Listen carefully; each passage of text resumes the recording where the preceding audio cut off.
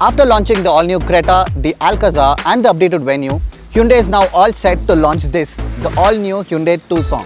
It's the 4th generation model, and if it goes by the way it looks, I think it's going to be promising too. Let's get behind the wheel and check it out.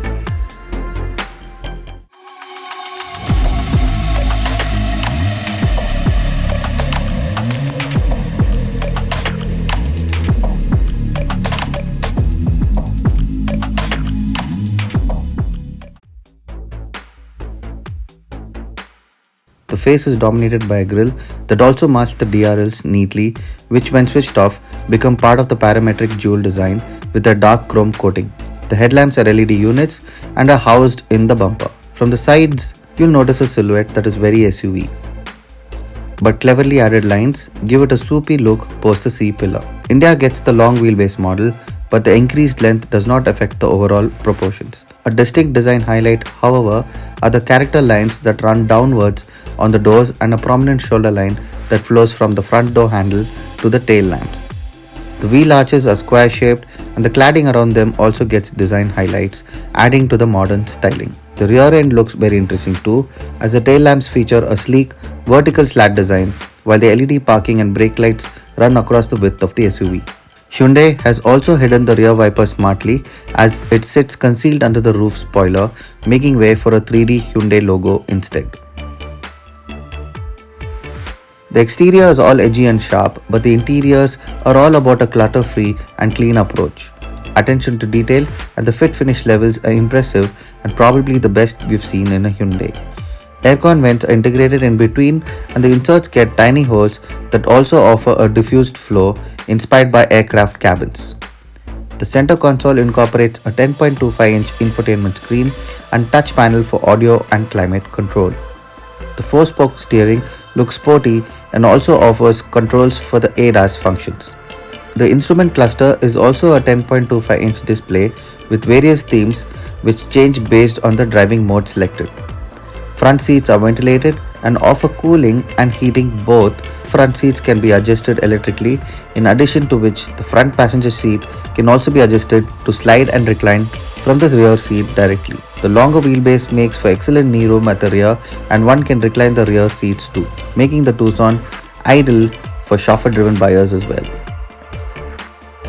The Tucson is loaded with features and is available in 2 trim levels, Platinum and Signature. The Platinum gets stuff like 64-color ambient lighting, leather-wrapped steering wheel, gear lever and door pads, panoramic sunroof, surround view monitor, 6 airbags, and blind spot view monitor, to name a few. Signature adds a memory function for the driver's seat and 8-way co-driver seat adjust, ventilated and heated front seats, and level 2 advanced driver assistance systems, making the Tucson the first Hyundai in India to get the functionality. Hyundai claims the ADAS safety net has been configured to Indian conditions and includes forward collision warning and assist and can detect cars, pedestrians, and cycles too. Coming to the powertrains, the Tucson is available with the option of petrol and diesel engines both. The petrol is a 2-liter naturally aspirated engine putting out 156 PS and 192 Nm and is mated to a 6-speed torque converter automatic. The engine does not feel very torquey at the bottom end but feels powerful towards the top. The 2-liter diesel engine puts out 186 PS and a massive 416 Nm at just 2000 RPM. This one is a true powerhouse and is easily one of the best in the segment.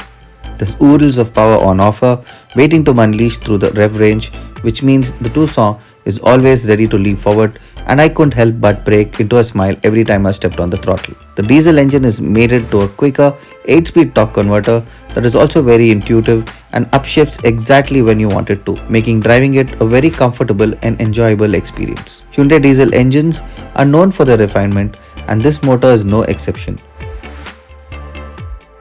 McPherson front and multi-link rear suspension are equipped with gas shocks which do a good job of soaking up potholes and broken surfaces.